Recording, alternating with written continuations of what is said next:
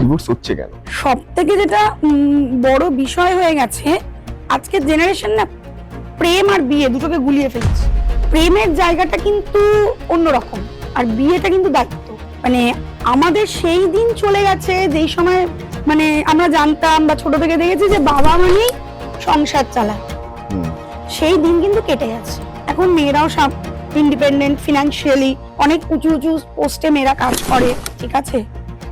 তো সেই ক্ষেত্রে তারা কিন্তু এই ডমিনেশনটা মেনে নিতে পারে না, প্রথম কথা। আর দ্বিতীয়ত কথা, মেয়েদের ক্ষেত্রেও বলবো পেশেন্সটা বড্ড কম। আর তাদের মধ্যে কি হয়, প্রেমের সময় আমি যেই রকম ভাবে সময়টা কাটিয়েছি, প্রত্যেক উইকে আমি মোটামুটি 4 দিনই দেখা করছি, বা অফিসের পরে একটু কোথাও কোনো রেস্টুরেন্টে গিয়ে একটু কফি, চা, পিৎজা খাচ্ছি, সেটা বিয়ের পরেও এক্সপেক্ট করে। সেটা কিন্তু হয় না।